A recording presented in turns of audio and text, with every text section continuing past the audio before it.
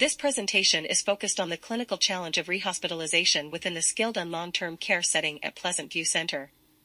At the end of this presentation, you will have acquired knowledge on the common gaps in practice that influence rehospitalization, evidence-based practice that has shown successful reduction of hospitalizations, and specific strategies to reduce hospitalizations at Pleasant View Center.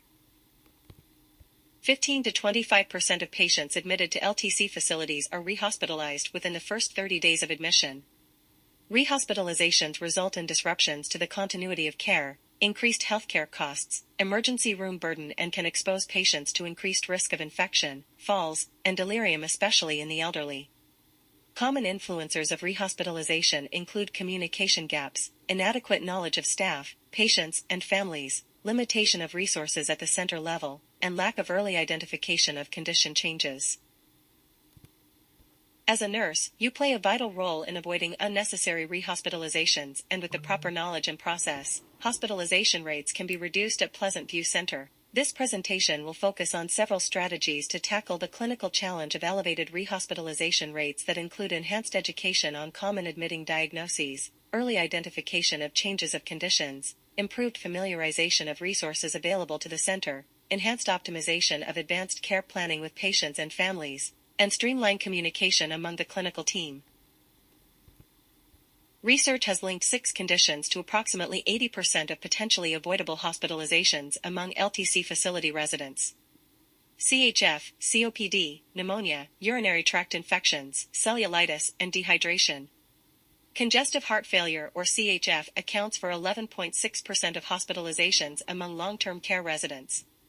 Congestive heart failure is a common serious condition in which the heart is unable to pump blood effectively, which leads to fluid buildup and accumulation in the lungs and other parts of the body. Proper management of CHF and exacerbations are essential to improve quality of life and prevent hospitalizations and mortality.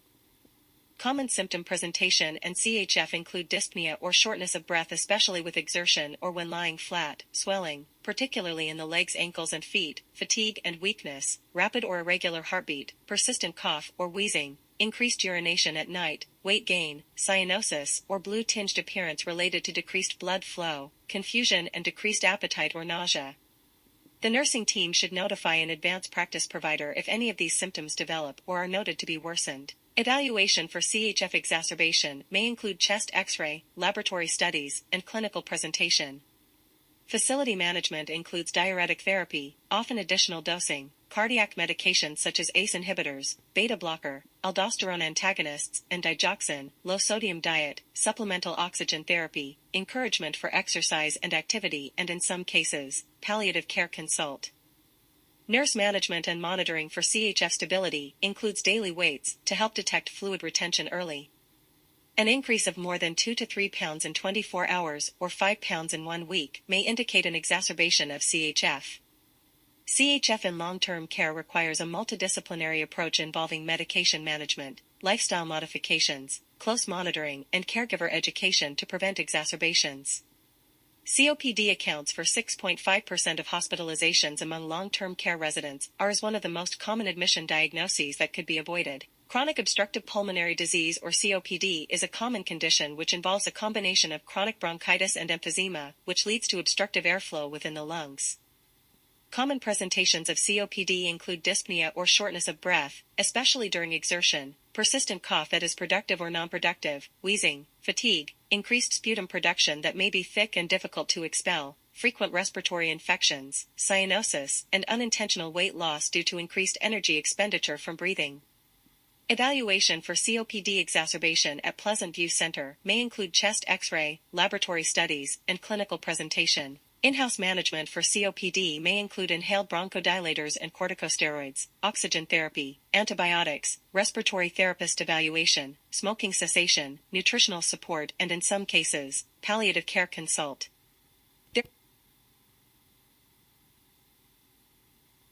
Pneumonia is a significant concern in long-term care settings, especially among older adults with underlying health conditions. Approximately 10% of long-term care hospitalizations are related to this type of infection.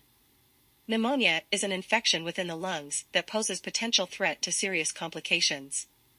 Early recognition and appropriate treatment are crucial for managing pneumonia in long-term care residents. Common symptom presentation include fever and chills that usually comes on suddenly, dry or productive cough in the presence of phlegm that may be discolored, shortness of breath which may be worse on exertion or even at rest in severe cases, chest pain that may present as sharp or stabbing and worsens with deep breathing, generalized fatigue and weakness, confusion or delirium, tachypnea or rapid breathing, cyanosis or blue-tinged nails, lips or skin that may resemble hypoxia.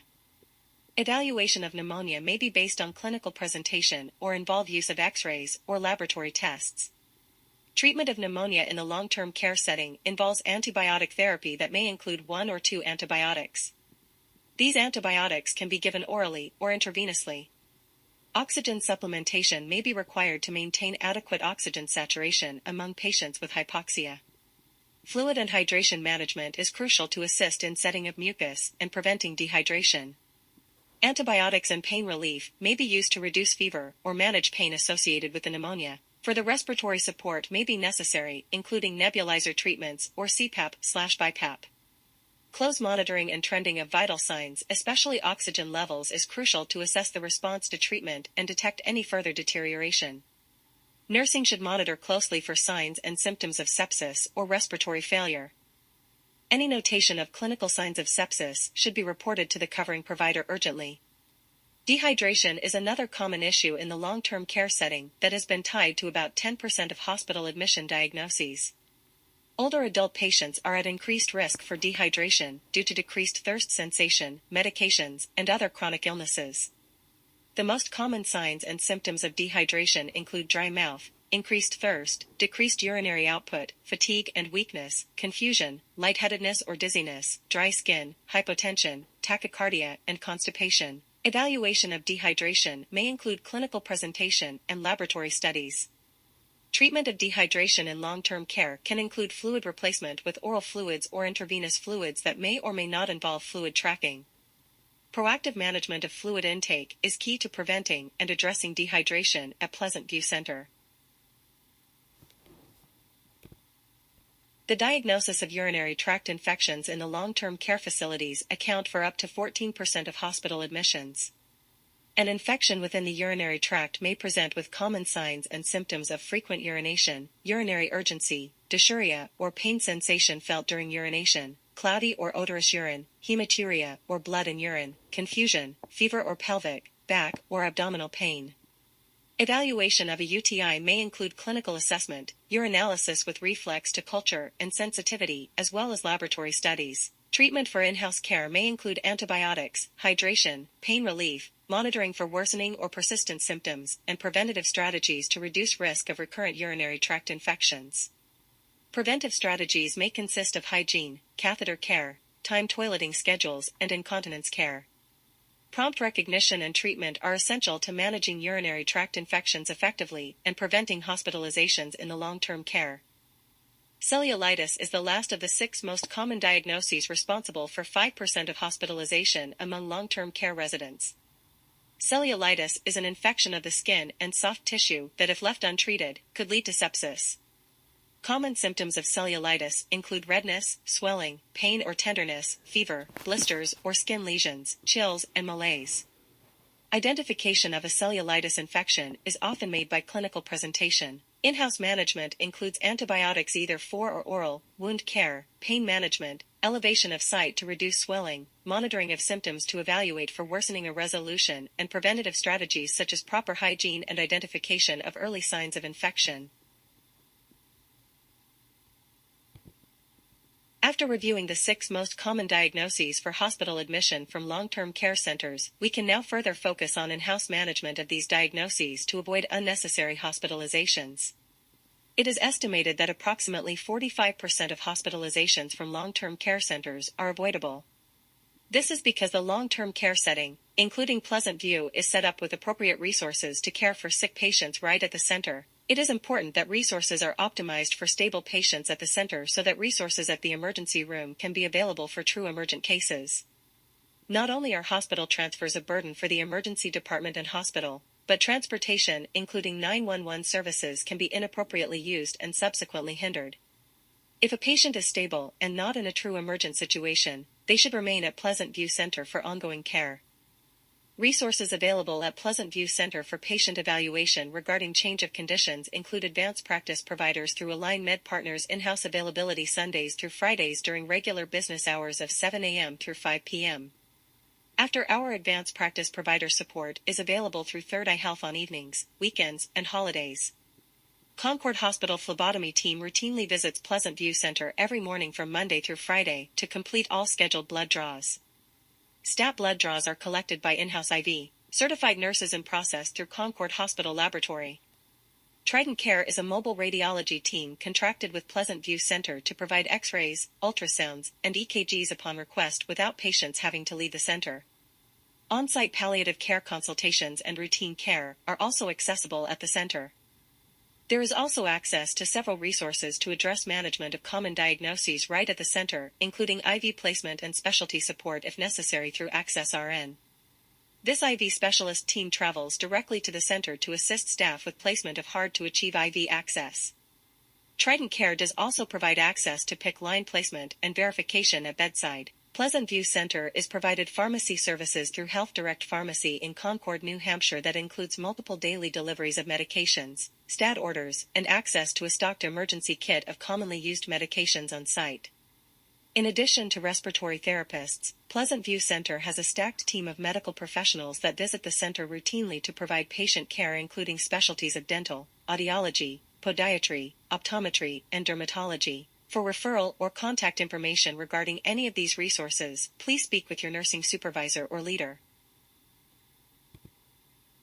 Early identification of changes in condition can help reduce hospitalizations, prevent further deterioration of a patient's health, and improve patient outcomes and quality of life. There are several common early signs of a change of condition that should be monitored routinely, including vital sign abnormalities, changes in mobility or balance, changes in weight, new or worsening pain, changes in cognition or behavior, as well as signs of dehydration. The clinical team is responsible to monitor and assess patients for changes of condition, and all team members should take responsibility for identifying changes and take action. Vital signs should be taken routinely and noted for any abnormalities. At Pleasant View, vital signs are monitored every shift on skilled patients and at least once weekly on long-term care residents. If a change of condition is noted, then vital signs should be monitored at least every shift for 72 hours to allow for trending and close evaluation for changes. It is important to take note of vital signs that may be considered normal, however are variable from a patient's expected baseline. If a patient's temperature is usually 97.0 degrees Fahrenheit but is currently 99.5 degrees Fahrenheit, the clinical member should take note of this variation and consider further assessment to evaluate for a change of condition. Trending vital signs with notation of variability from baseline allows the nursing team to identify changes of condition even earlier. A focused assessment is a target evaluation of a specific body system or systems that is often prompted by a change of condition or new symptom development. The goal of this assessment is to quickly gather detailed information about a chief complaint or identified issue to identify abnormalities. This focused assessment should be communicated directly to the provider via SBAR technique to allow for coordination of a plan of care. After a plan of care is developed, the patient and responsible party should be notified of the plan if they were not present at the discussion. This communication allows for notifications to be made, questions to be answered, and streamlines the plan and goals of care. An example scenario of an identification of a change of condition and appropriate action process is as follows. An 82-year-old female patient with a history of CHF and COPD is noted to be experiencing fatigue and rapid breathing by the licensed nursing assistant during ADL care. The nursing assistant reports this concern to the primary nurse, who further assesses the patient using a focused assessment of inspection, palpation, auscultation, and assessment of vital signs. The nurse notes increased fatigue, increased respiratory rate, 5 pounds weight gain in 48 hours, crackles auscultated in bilateral lung bases, and bilateral ankle swelling during the assessment. A prompt conversation is reported to the covering provider to include, "I am a nurse calling from Pleasant View Center caring for 82-year-old female patient with a history of CHF and COPD. I am concerned for a change of condition today as she is noted to be experiencing fatigue, tachypnea, weight gain, crackles in her bilateral lower bases, and ankle swelling. Her oxygen saturation is stable at 94% on her chronic 2 liters of oxygen, and all other vital signs are stable other than her respiratory rate of 24. The patient is not currently experiencing any shortness of breath, however, these vital signs and symptoms are new as of today. Based on this assessment, I suspect the patient may have fluid overload or worsening of her heart failure. Could you please evaluate this patient for escalation of in-house management? Early detection of changes of condition can lead to improved patient outcomes. As part of the clinical team, you should act on identified changes of condition quickly to prevent complications. Use the tools available at Pleasant View Center in collaboration with assessment to monitor changes. Your assessment could be the identifying factor that allows for a change of condition to be addressed and a hospitalization or patient deterioration to be avoided.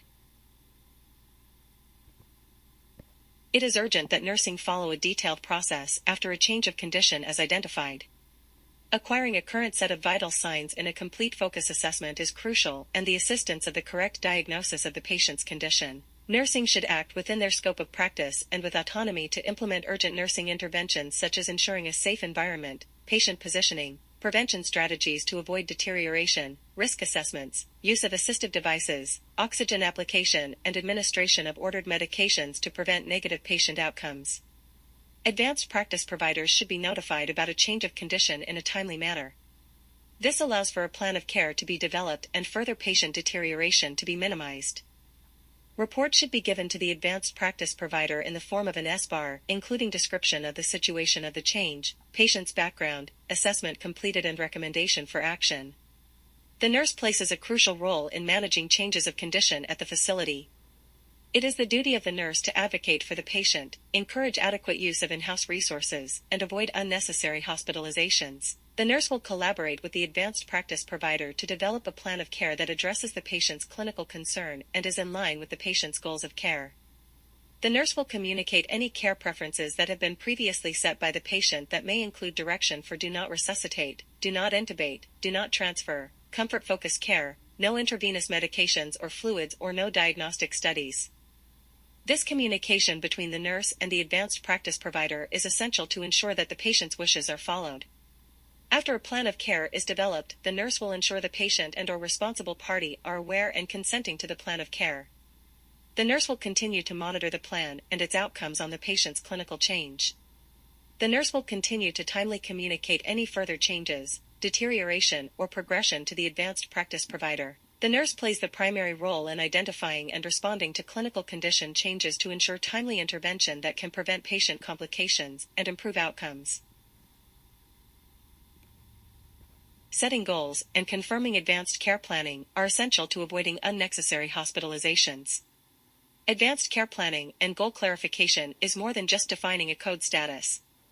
Advanced care planning involves discussing and documenting a patient's preferences for future medical care, including treatment goals and decisions.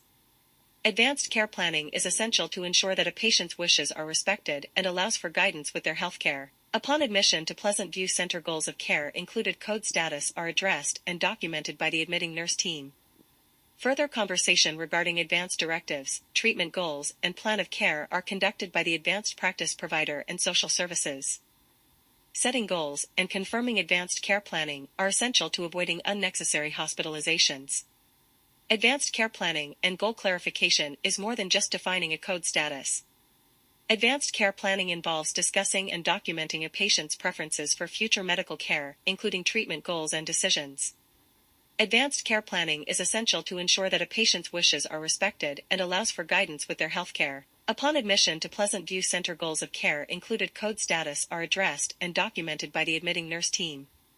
Further conversation regarding advanced directives, treatment goals, and plan of care are conducted by the advanced practice provider and social services. Now that you are educated about the high level of care that can be delivered at Pleasant View Center, you are equipped with the tools to educate families and enhance patient outcomes by avoiding unnecessary hospitalizations. Your knowledge and expertise on resources may also need to be shared with covering on-call providers, as they may not be familiar with the resources at Pleasant View Center and lean towards hospitalization for patients with acute changes.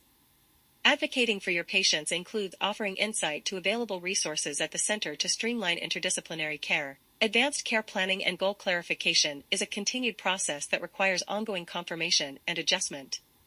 Prior to any hospitalization, goals should be clarified by the nurse to ensure hospitalization is the preference of the patient while also clinically indicated.